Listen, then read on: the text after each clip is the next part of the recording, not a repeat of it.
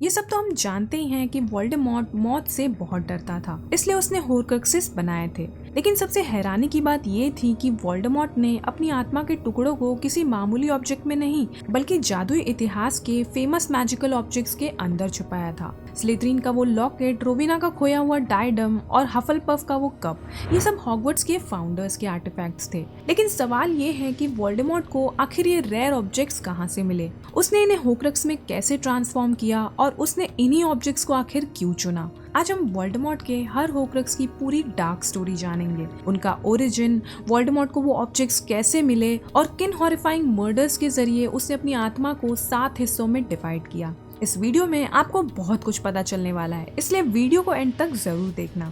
तो जादुई दुनिया में होर्क्रेक्स बनाना काले जादू का सबसे खतरनाक मैजिक माना जाता है, क्योंकि होर्क्रेक्स बनाने के लिए एक जादूगर को किसी का मर्डर करना पड़ता है। मर्डर आत्मा को तोड़ देता है और फिर एक डार्क रिचुअल के जरिए वो जादूगर अपनी टूटी हुई आत्मा का एक टुकड़ा किसी ऑब्जेक्ट के अंदर छुपा देता है। इस ऑब्जेक्ट को होर्क्रेक्स कहा जाता है। जब तक होर्क्रेक्स सेफ है वो जादूगर मर नहीं सकता और इसी वजह से वोल्डेमॉर्ट मौत को चीट कर पाया। ये मैजिक इतना खतरनाक और अननेचुरल माना जाता है कि जादू दुनिया में ज्यादातर लोग इसका नाम तक लेना पसंद नहीं करते। लेकिन वोल्डेमॉर्ट बाकी के डार्क विजर्ड्स जैसा नहीं था। उसने सिंपल और रैंडम ऑब्जेक्ट्स चूज नहीं किए क्योंकि उसे लगता था कि उसकी सोल मामूली चीजों के अंदर छिपाने लायक नहीं है। उसे फेमस जादुई ऑब्जेक्ट्स कलेक्ट करने का बड़ा ऑब्सेशन था, इसलिए उसने ऐसे ऑब्जेक्ट्स चूज किए जो हॉगवर्ट्स के फाउंडर्स से कनेक्टेड थे और जिनका विजर्डिंग हिस्ट्री में बहुत इंपॉर्टेंस था। पर सवाल यहाँ ये आता है कि वोल्डेमॉर्ट को ये सारे ऑब्जेक्ट्स आखिर कहाँ से मिले। तो वोल्डेमॉर्ट का पहला होर्क्रेक्स था उसकी डायरी। ये उसकी खुद की डायरी थी।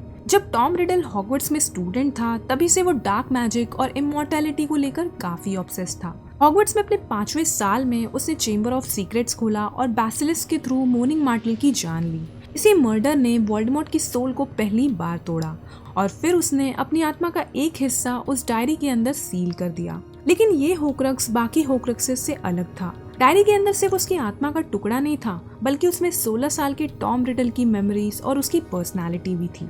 इसी वजह से डायरी जिनी को मैनिपुलेट कर पाई और उसके थ्रू चेंबर ऑफ सीक्रेट्स दोबारा खुला। ये डायरी सिर्फ एक होर्क्रेक्स नहीं था, बल्कि एक हथियार भी था। वोल्डेमॉर्ट का दूसरा होर्क्रेक्स था वो रिंग, जिसमें वो रेसरेक्शन स्टोन था। ये रिंग गॉन्ट फैमिली की खानदानी रिंग थी और क्योंकि गॉन्ट फैमिली सालेजार स्लिथरिन के वंशज भी थे, इसलिए वो स्लिथरिन का लॉकेट भी इनके पास था, जो कि इनकी फैमिली में generation by generation pass on हुई थी और इन्हें मिली थी। जब टॉम रिडल गॉन्ट फैमिली के बारे में पता लगाते हुए उनके घर पहुंचा, तब उसकी मुलाकात उसके मामा मॉर्फिन गॉन्ट से हुई। मॉर्फिन ने उसे ये बताया कि उसकी शक्ल उसके फादर टॉम रिडल सीनियर जैसी है। उसने मेरोपी और टॉम रिडल सीनियर की पूरी कहानी टॉम को बताई। वोल्डेमॉर्ट वैसे ही अपने मगल फादर से बहुत नफरत करता था, लेकिन सच जानने के बाद उसकी नफरत और बढ़ गई।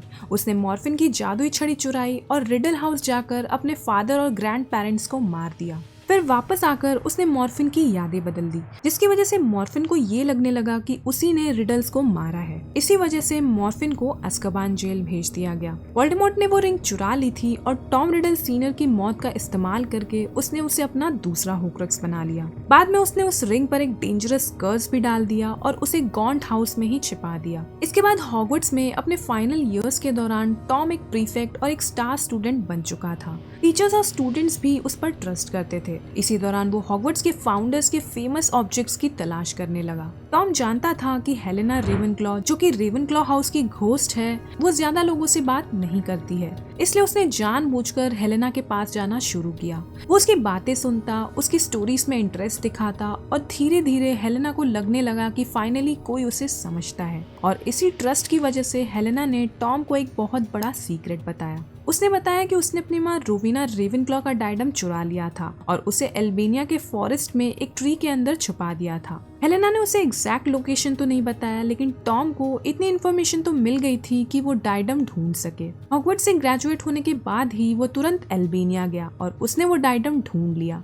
वहीं पर उसने एक एल्बेनियन किसान को मारकर उस डायडम को अपना तीसरा होर्क्रेक्स बना लिया। एल्बेनिया से लौटने के बाद टॉम बॉगिन एंड वर्कशॉप में काम करने लगा। वहाँ उसका काम था रेयर और डार्क मैजिकल ऑब्जेक्ट्स कलेक्ट करना। इसी जॉब की वजह से वो रिच प्योर ब्लड फैमिलीज के घर जाता था और पावरफुल मैजिकल आर्टिफैक्ट्स के बारे में इंफॉर्मेशन कलेक्ट करता था। उसकी पर्सनालिटी बहुत चार्मिंग थी और वो हैंडसम और काफी पोलाइट था, इसलिए लोग आसानी से उस पर ट्रस्ट कर लेते थे।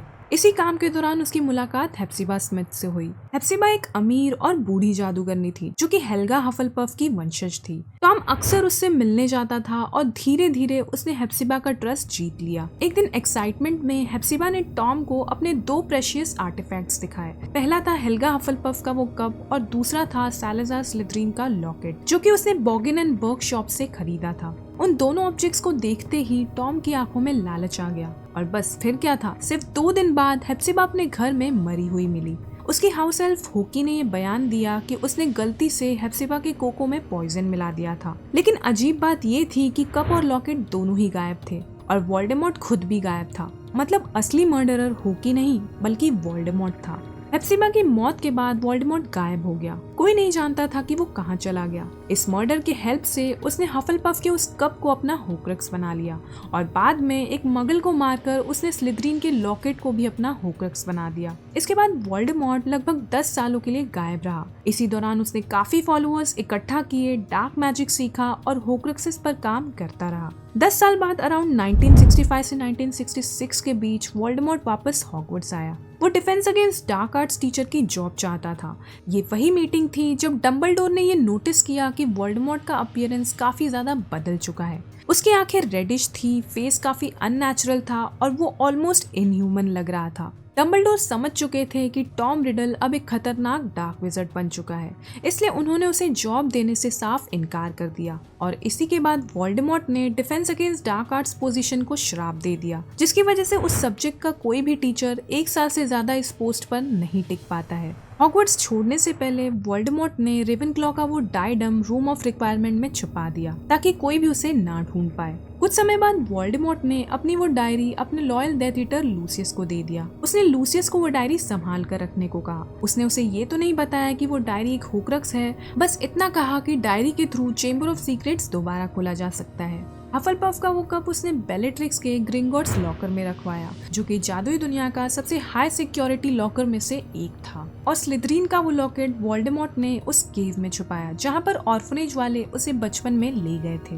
उस केव की सिक्योरिटी को टेस्ट करने के लिए वोल्डेमॉर्ट ने रेगुलस ब्लैक के हाउस एल्फ क्रीचर को यूज किया, लेकिन बाद में रेगुलस को समझ आया कि वोल्डेमॉर्ट क्या कर रहा है। वो क्रीचर के साथ उसी केव में गया और सारा पोशन खत्म किया और असली लॉकेट की जगह उसने उसमें एक फेक लॉकेट रख दिया। रेगुलस ने क्रीचर को असली लॉकेट लेकर वहां से भागने को कहा और फिर इन्फेराइस ने रेगुलस को मार दिया। इस पॉइंट तक वोल्डेमॉर्ट के 5 होक्रक्सेस बन चुके थे, वो डायरी, रिंग, डायडम, कप और वो लॉकेट। फिर फर्स्ट विजिटिंग वॉर शुरू हुआ जो कि लगभग 10 सालों तक चला और 31 अक्टूबर 1981 की रात जब वोल्डेमॉर्ट ने हैरी पर किलिंग कर्स मारा, तब लिली की प्रोटेक्शन की वजह से वो मंत्र उलट गया और वोल्डेमॉर्ट को लग गया। उस वक्त वोल्डेमॉर्ट की सोल ऑलरेडी अनस्टेबल थी क्योंकि वो उसे मल्टीपल टाइम्स डिवाइड कर चुका था।